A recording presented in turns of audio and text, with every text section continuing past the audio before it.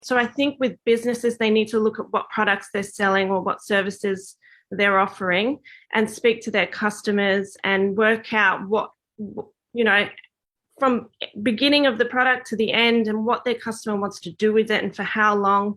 So I think then you need to then assess what, circular economy product or service you can tap into and solve like one problem for your consumer.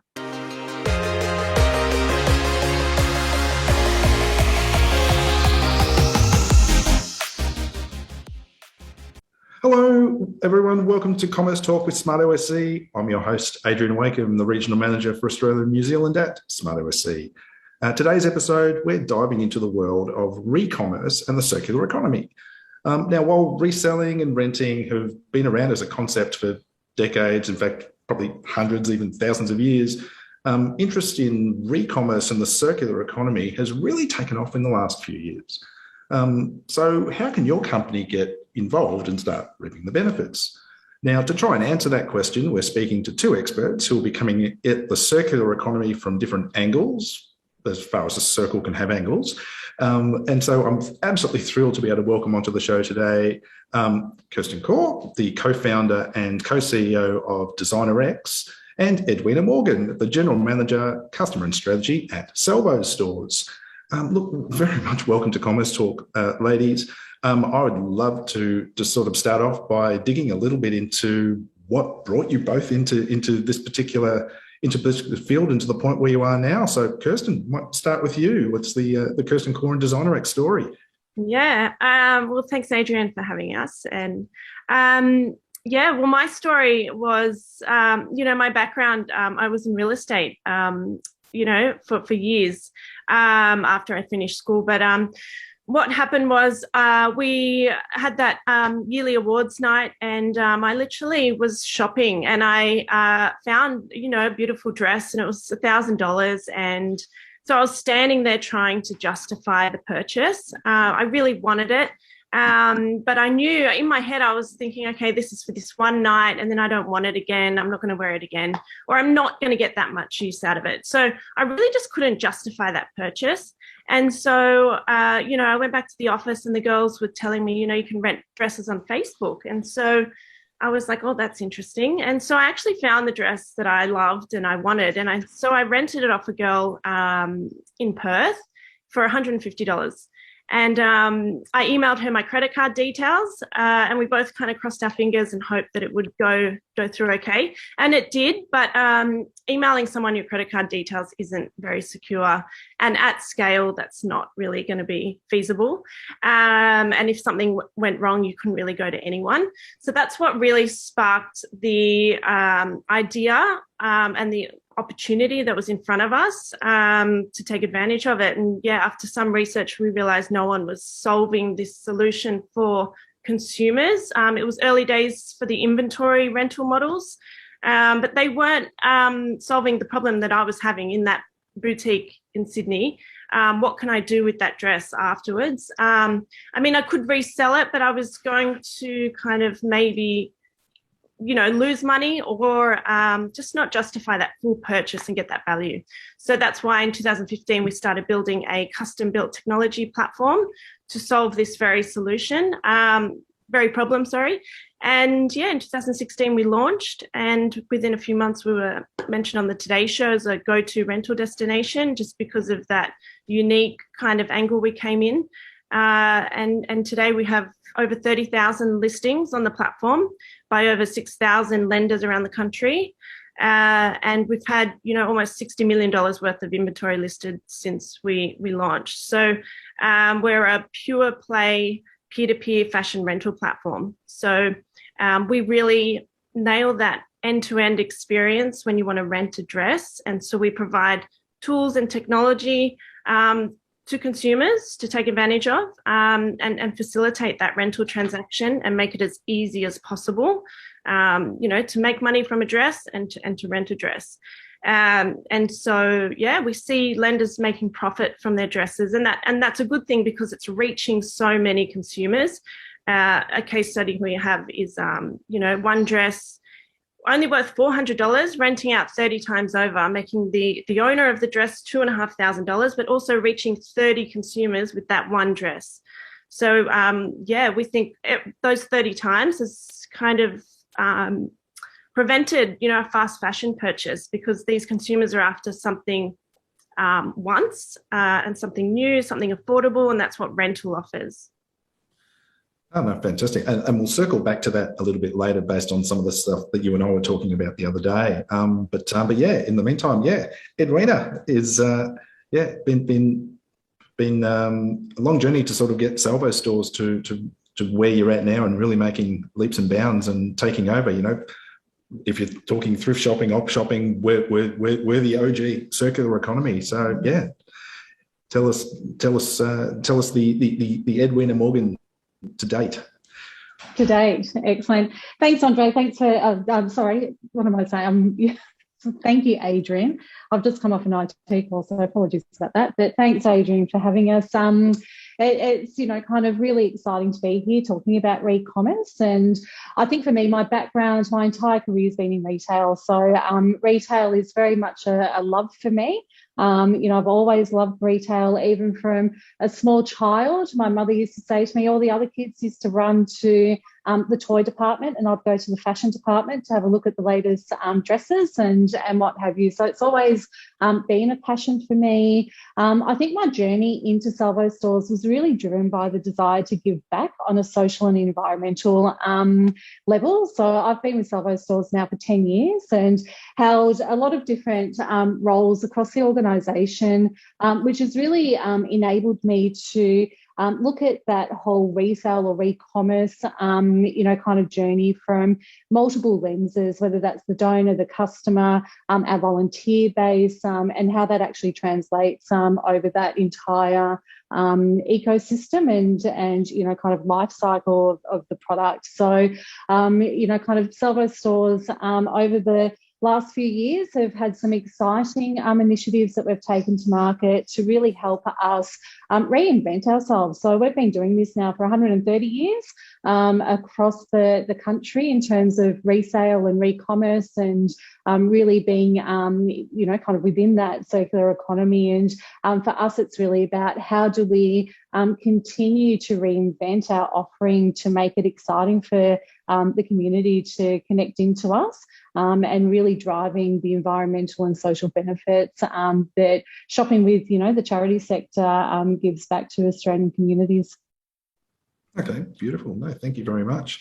So I guess to sort of get into a bit more of the meat of this episode, is let's start, a maybe not so simple question. How do you both define Recommerce personally? Yes, I'm happy to jump in there. I think in terms of simple terms, Recommerce is the passing of ownership of a product from one to another to keep that product in circulation. A really nice way that I actually heard it termed a few weeks ago was actually giving custodianship of a product, or handing over that custodianship to others. So for me, it really is passing on that ownership to keep something in circulation.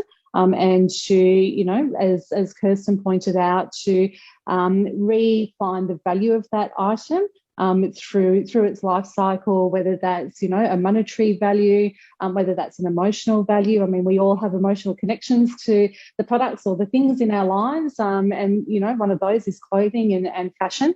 So really transferring that ownership from one to another. Yeah, absolutely. I agree. And I think ultimately, Recommerce is taking advantage of a product's full life cycle. So, and that's why I think, it's going to continue growing, Recommerce and circularity. Everyone's aware of it, and technology has fast-tracked our awareness on lots of different things in the world. But especially post-COVID as well, when everyone kind of was at home and reassessing what's in their lives and what's in their wardrobes, and how much value they're extracting from, the products they purchase and things that they've got sitting around their house.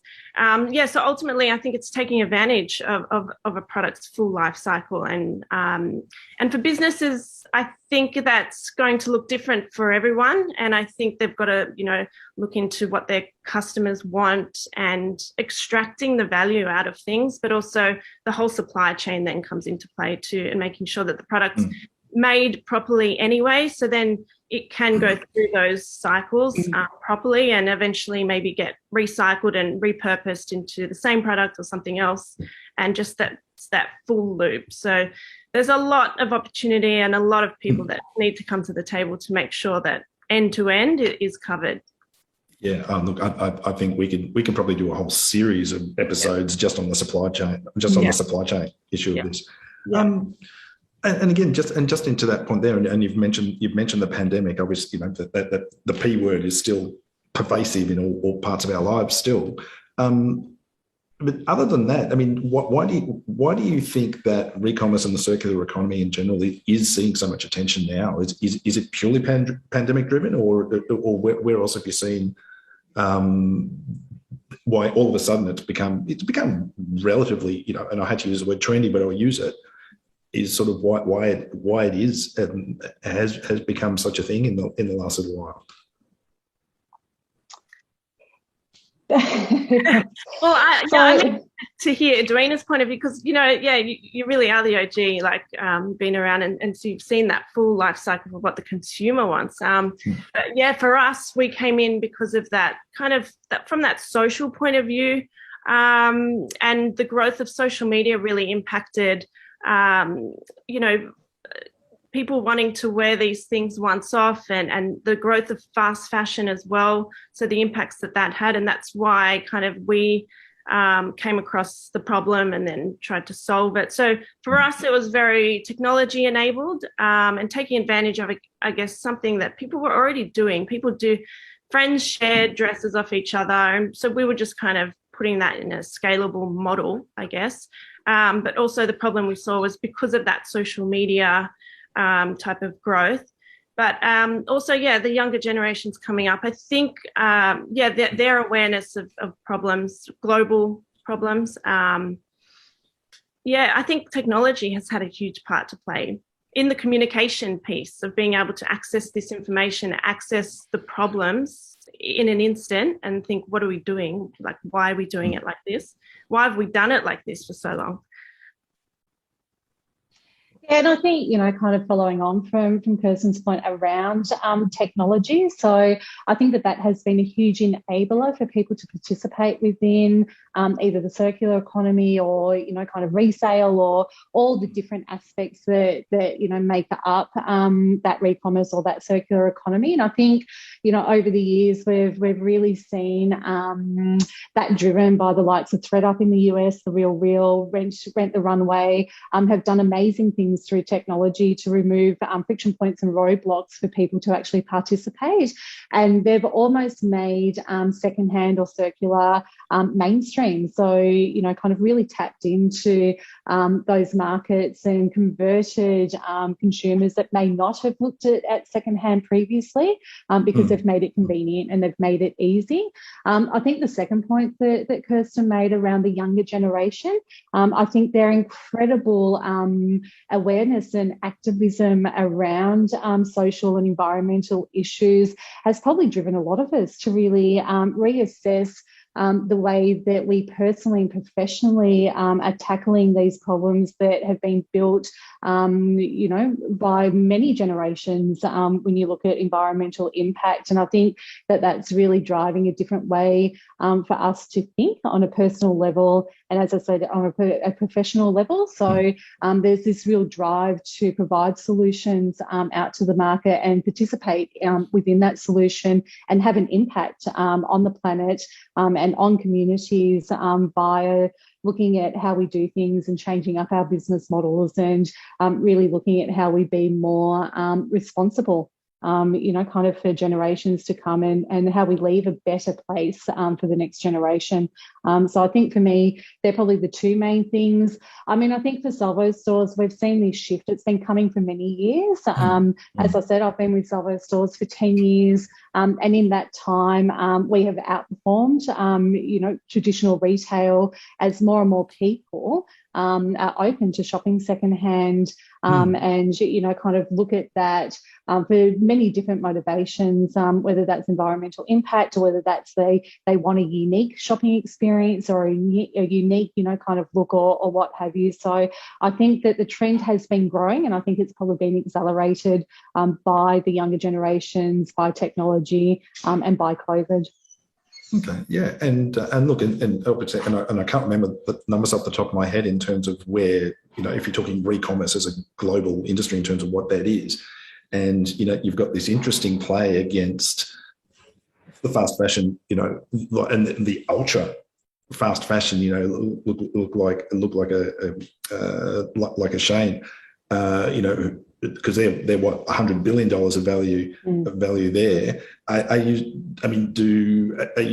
It's interesting because obviously the space that both of you are in is the antithesis to that, and I know that, and you've already mentioned a few times already, Kirsten, that's one of the things is how do we prevent somebody making a fast fashion purchase, when you start looking at the sustainability side of the piece as well. So, I mean, are you both foreseeing a future at which point they will intersect and potentially one would take over from the other one, or do you think there's fortunately or unfortunately still going to be a massive market for the fast fashion brands to continue to achieve those valuations? Yes, that's a good point. I mean, I think that we will see fast fashion we'll see resale outgrow fast fashion, and ThredUp actually point to that in their yearly reports, and they have done for many years now. And I think, kind of they've got it pegged at about 2030 for that tipping point to come. I think that innately as individuals, fashion actually plays a part of that individuality. So kind of how we can entice consumers to actually look at different options to be able to do that, and to be able to evolve their fashion identity over a period of time through different avenues, whether, kind of that is purchasing new product, whether that is renting items, shopping secondhand. Kind of I think that we'll see a big change up in terms of how our wardrobe is made up into the future. And I think, kind of we tend to demonise fast fashion quite quickly, and kind of I can't obviously speak to Shein. I haven't looked into what they're doing around kind of addressing the impact that they have across the industry or the supply chain. But when you actually look at, the likes of H&M and what have you, they are investing in this space in terms of circular economies and, pulling back value from items that are unable to be worn, and they're looking at, how they can make things more durable into the market. So, although it's not a great practice, and, kind of, you don't want to really see or support that 52-week fashion cycle, I think it's important to note that a lot of these players are doing things to address the issue, which we can all benefit from. Probably one thing to point out, I think it was mentioned before, probably the biggest or one of the big impacts of this fast fashion is the durability of the item. So, they're only made to last for a few wears. And, kind of what we're seeing from a Salvos store's perspective is as that actually floods our supply chain and what have you, we're actually having to deal with those items and, look for alternatives because they're not sellable. There isn't a value in market for them. And that's a big issue that we do need to overcome and find better ways of actually dealing with that product, but actually making things right in the first place so that they can remain in circularity for a long period. Okay. That is interesting. It goes back to you guys, and you have to deal with it. Yeah. So these shops are selling, products to people, and pretty much saying like it's so cheap, and it's cheap because just go throw it out and buy the next product. And that's kind of what Shein has been really successful at, is that selling products. And I think they iterate really quickly on when they notice something that's trending, they start building more products around what's trending. And then, so I think that they're a good example of, we've still got a lot of work to do. And they're a good example also that they're also giving the consumer kind of that marketing play that consumers love, like the discounts and that feeling and points and loyalty. So they're doing that kind of marketing really well, but ultimately it's not sustainable, like financially or environmentally. And I absolutely agree, resale and rental and circular economy is going to overtake fast fashion. And because governments are getting involved as well, and there's policies now growing, for companies to have to take ownership of this whole supply chain. So I don't think it's going to last. And I think, the growth of the circular economy, people are going to, businesses are going to make it more easy to access the better stuff, circulate it like easier, quicker. And that's what we focus on every single day. And that's why we, have launched 3-hour delivery and like really trying to feed the customer what they want in terms of a retail and online retail experience, but within the circular economy. So there's challenges for us because we're coming in completely different angle. Every booking on the platform, the dress needs to come back. So there's a lot of logistical, things that we need to address there. But that is a really interesting kind of example. We're like a contradiction between consumer sentiment and consumer behavior. Like why are they 100 billion? Why are people still consuming this? But yeah, I think by 2030, I think hopefully we're at that tipping point, and even sooner, hopefully. Well, maybe that's where governments are going to step in, Edwina, in particular. Like let's have the equivalent of carbon credits for fast fashion companies, and they have to subsidise your rubbish removal bills, for example, at Salvos. But actually, there we go. That might be my one. If I hey, we're in the middle of a general election at the moment. I keep getting all these pollies around the train station, keep coming and asking me stuff. That's what I'll tell them. I'll support those who are going to give money to the charities to pay for their rubbish removal, to get rid of their crap. Now, again, I sort of wanted to move on to next is talking a little bit about, the fact that if you're looking at the big wide world of Recommerce, is you're both in different niches of it. You in particular, Kirsten, and Edwina mentioned Rent the Runway before, again, as someone who was trying to blaze a path here. But when you and I were talking the other day, is you were talking about, the big differences between what you've been able to achieve with Designerex compared with Rent the Runway, who are not, Rent the Runway now own all of their inventory. So it's become quite an unprofitable business. Whereas in your case, being peer-to-peer, there's, you're in the black everywhere, including the people who were actually giving items to you to actually sell through the platform. So to that point there, and if for anyone else across the retail spectrum who's interested in trying to do more in this space, how important would both of you say it is to finding a niche within the world of Recommerce as opposed to coming in as a generalist, or can being a generalist be a way to be successful across the retail space?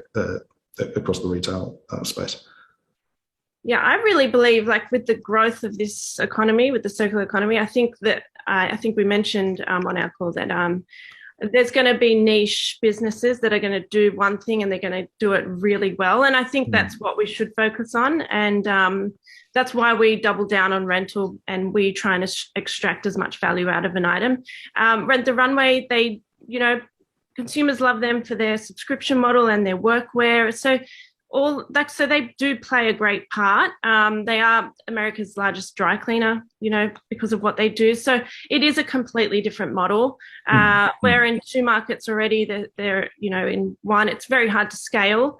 And so when we came into it, it was all about a global mindset. How can we reach as many customers? Because this is a global problem, and we can have global impact. So that's where the peer-to-peer kind of model came for us. But I think, the real play a part, Rent the Runway, and there's different ways of doing it. So I think with businesses, they need to look at what products they're selling or what services they're offering and speak to their customers and work out what, from beginning of the product to the end and what their customer wants to do with it and for how long. So I think then you need to then assess what, circular economy product or service you can tap into and solve like one problem for your consumer. Okay.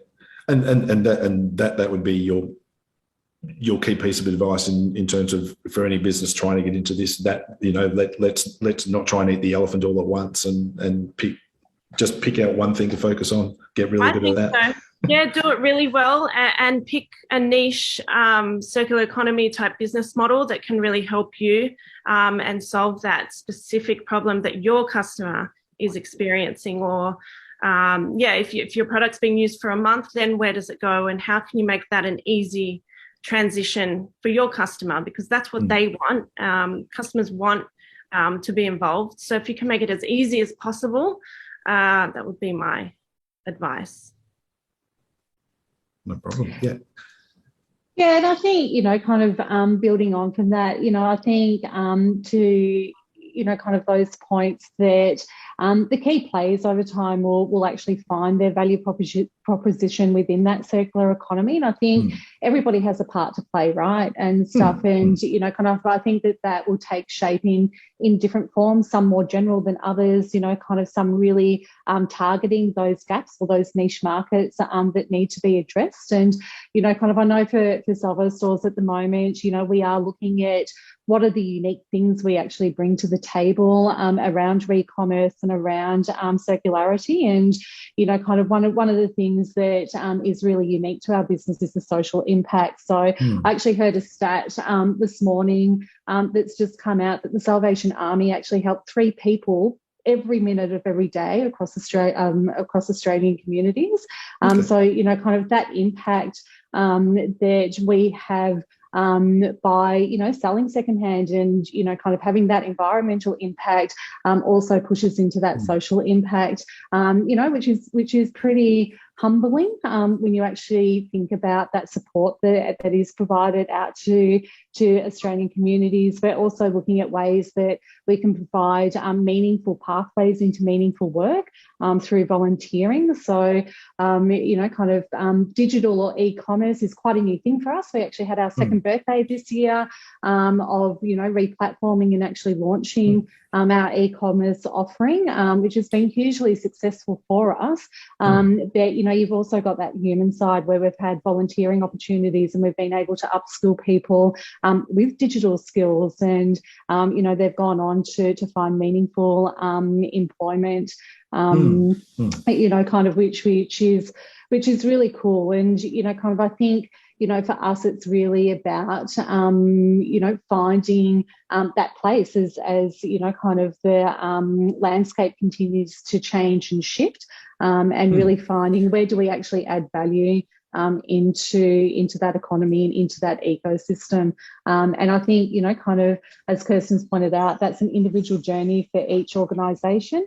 In terms of how they actually go about addressing the needs of their customers, and even down to the point, do they do it themselves? Do they partner with somebody in the charity sector that's got some of those expertise to do that? Do they partner with other organisations and what have you? So I think for everyone, it's kind of going on that journey, but really answering what's right for your customer and how do you actually add value to the ecosystem.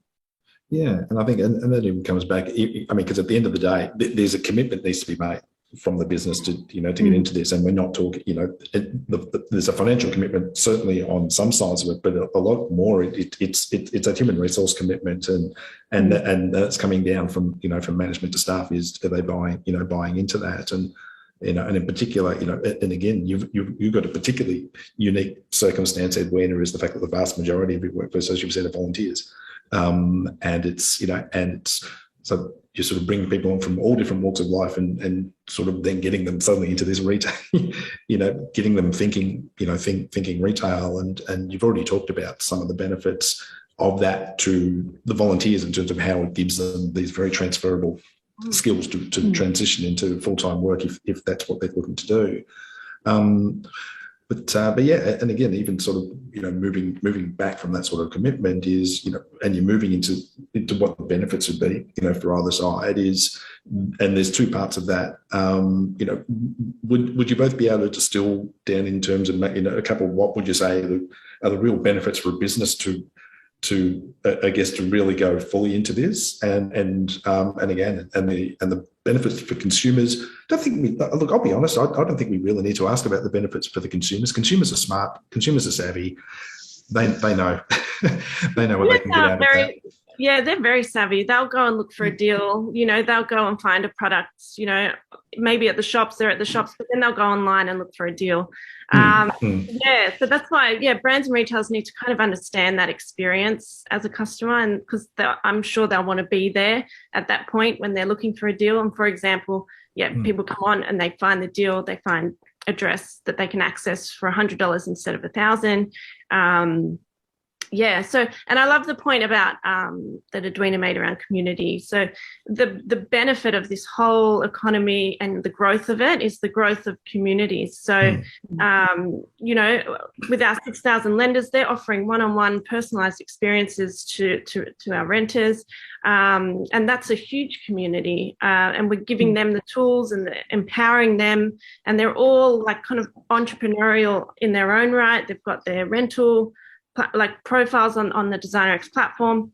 So it's really giving the power back to the consumer as well. And for brands, to get involved, they get to be part of more of their customers' journey with that product. So it's not just a sell, see you later, and then try and resell them something new. It's kind of, they can be part of that ongoing experience with their customer and probably build much more loyalty and history with that customer.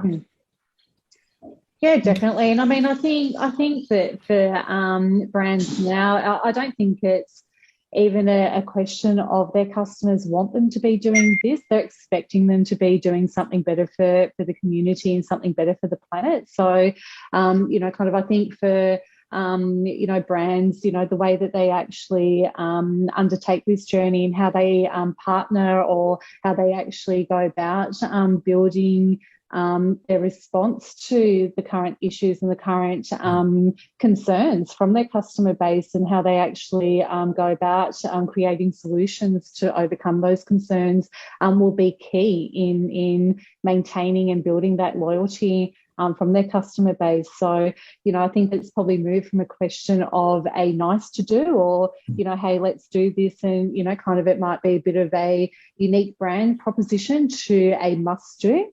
As consumers actually expect, or the community just actually expects that we'll do a better job in terms of environmental and social issues, and that retailers will be an active part of those solutions in partnership with their community. It will be an expectation, not just a kind of nice to have for a brand moving forward. Yeah, actually, and that's a really interesting. It's a really interesting point there as well, is because as we all know, consumers are fickle and customers are fickle, and that idea of loyalty is it's a real war at the moment between, especially with brands who have spent a lot of time building up their own customer databases, their own brand position, and you've got the buy now pay later solutions, the marketplaces all jostling to try and take that, and you look at some of these providers out there where brands are now having to pay to sell to their own existing customers coming in through those networks. So as a point of difference, is to say, well, that if you're genuinely looking to be part of that Recommerce community, is you work with us directly. So that's going to be another front. I think that's going to develop a lot more over the coming years. To change tack a little bit is a big part, obviously, of Designerex's success, Kirsten, has come from your technology platform, and as Edwina mentioned before, Salvos stores it's just hit their second anniversary of replatforming. So those efforts have really been accelerating, in particular under your watch, Edwina, to become a lot more digitally focused. It's in there. So what would you say are some of the technical considerations any business looking to go into the Recommerce space might have to take more seriously than a traditional e-commerce business? Oh, look, I mean, I'm happy to jump in there. I think for us, this has been a journey for 2 years. And I think from a technical perspective, there's a few key things that we have kept front and centre. So the first is usability. Our offering or our very essence of our business is powered by 10,000 volunteers. So we need to make sure that whatever we're asking them to use or interact with is easy. And essentially at the moment, we've got over 180 stores listing into our e-commerce site. So that's been really key for us in terms of making sure that any back-end systems are easy. Things such as dispatch. So we're also dispatching from those stores. So, kind of selecting platforms like ShipStation that make, kind of that easy. So looking at how we actually make that ecosystem and kind of the way that our team interact with those technologies as easy as possible has served us really well.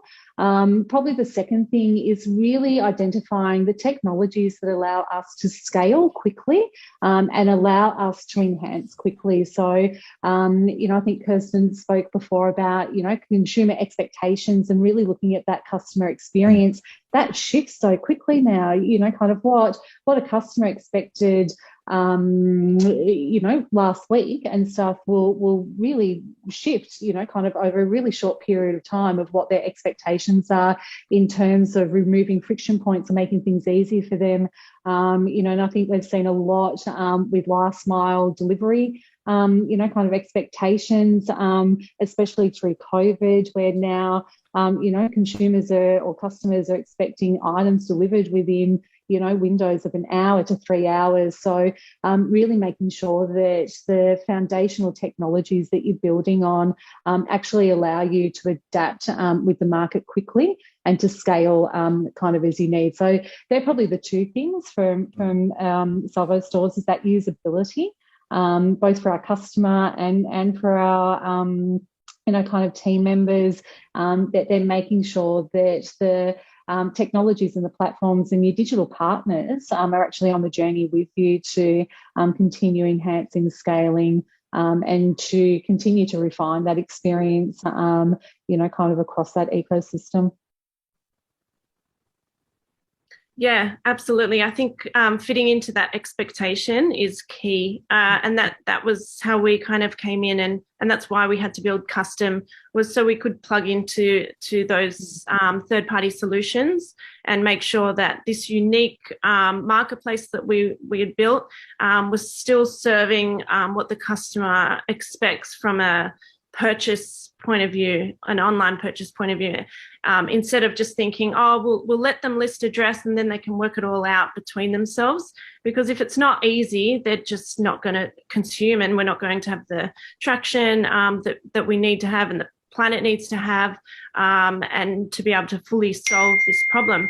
So it's the technology backing, and to be able to plug into those, logistical solutions, payment solutions, and looking at what your customer ultimately wants and making it easy for them to consume sustainably will be kind of the big factor here in the growth of the circular economy. It's to make it easy for the customer, and that's why fast fashion, is still kind of, it's still there, because they give the customer what they want: affordability, something new, something quick, super quick. They've got payment solutions, they've got anything the customer wants. So that's where we need to come in from a circular economy point of view.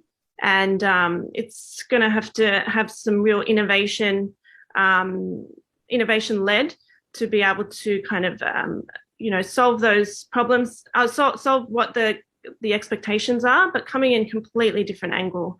So the whole circular economy is very innovation led, I think, as opposed to just kind of following a playbook of I want to sell a dress, this type of dress, and I'm going to follow this playbook that this other fast fashion retailer has done.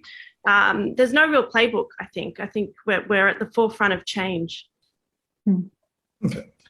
And look, and I guess just a quick question for both of you is in terms of operating exclusively as within that Recommerce space. I mean, and I think I can preempt the answer based on what we've already talked about today, but certainly keen to hear from you.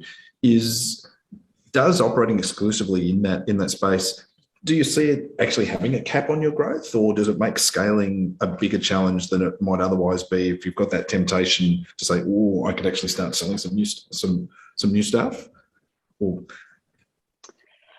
Yeah, I don't think that it caps our growth at the moment. I think it's a fast-growing space, and I think as we interact within kind of the space of consumerism, and then kind of that Recommerce that unfortunately at the moment one kind of serves the other and stuff. So kind of I don't see immediate caps on the ability to grow. I think that if anything, this will become a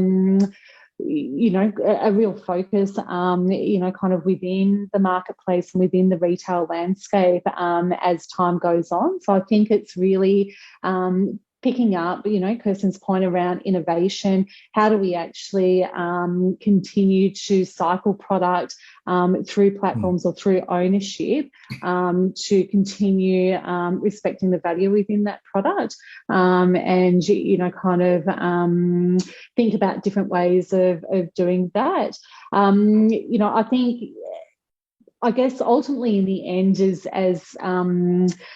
that behaviour does shift and we see more people interacting with Recommerce or the circular economy, kind of we will see products circulating more through those communities, but that will also have the knock-on of, kind of your supply chain or those newer products coming into it. And I think that's where that holistic circular economy comes in terms of, well, when something is past its life cycle, how do we actually extract the value from those items and actually put it back into the economy as a new kind of redesigned, kind of item, so that, kind of we've got that,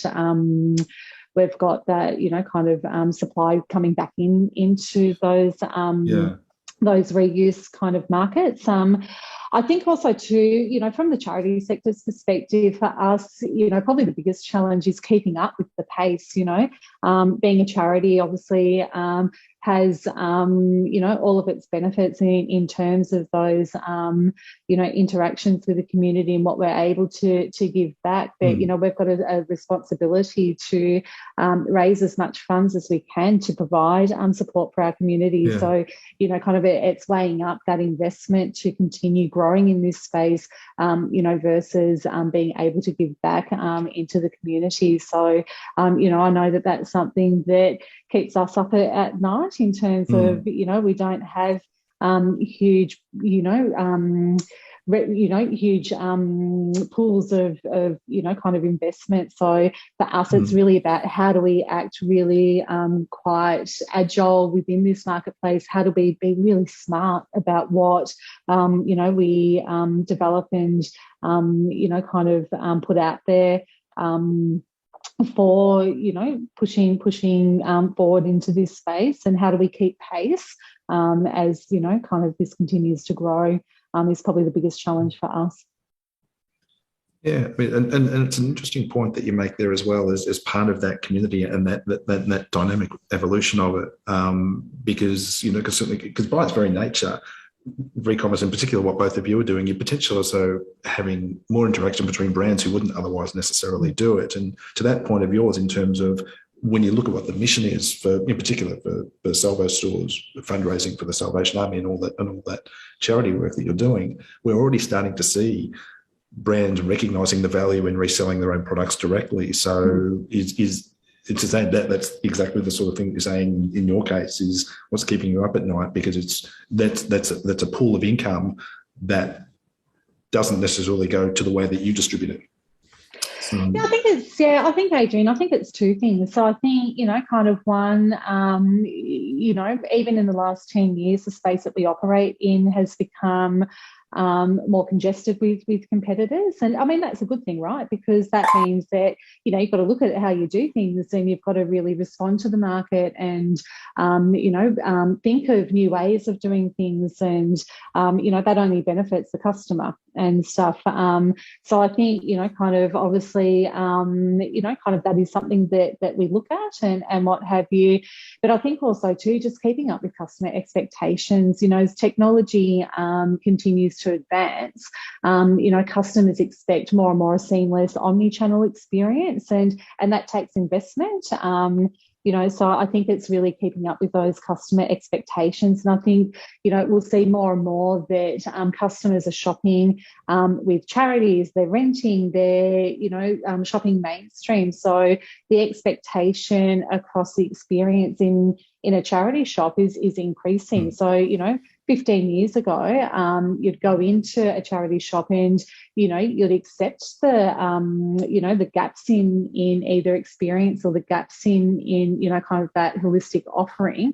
Whereas what we're finding now, customers, they want to come in, they want to have a great experience, and they want that experience to be more closer to that mainstream, kind of experience, whilst also honouring, that whole rummaging type of feel and that eclectic feel of a traditional op shop. So, for us, it's about getting that balance. But then as the sector continues to invest in technologies and invest in that experience, how do we keep pace with that? Whilst being responsible to our purpose, which is obviously giving back to communities and raising funds to support communities. So I think it's two things. But I think also too, we've got a beautiful opportunity to partner with retailers. As I said, we've been doing this for 130 years. We've got a huge infrastructure that has been dealing with reverse logistics and been dealing with all of these things. So, I think that's another question for brands in terms of, well, either how do they partner to actually offer that to their customer, or do they want to go about it, kind of themselves, and, kind of how can we go on this journey, kind of together. So I think it's probably two things. Look, in the interest of time, because this has galloped away, and I think we could all quite easily be talking about this for the rest of the afternoon, and possibly for days on end. We might bring ourselves up to a little bit of a full stop. So I'll throw to both of you. We've already got one really good tip from both of you. This is generally the part of the session where we ask to sort of get what would be your top tips for a business trying to get it involved in Recommerce. So if I could ask you both, for anything more you want to put into there. And interestingly, and again, for both of you, for Kirsten, if you could go back in time before Designerex and give yourself one piece of advice, what would it be? And likewise for you, Edwina, if you could do the same before you made this big push into Recom, what would be that one piece of advice as well? So, yeah, over to you both.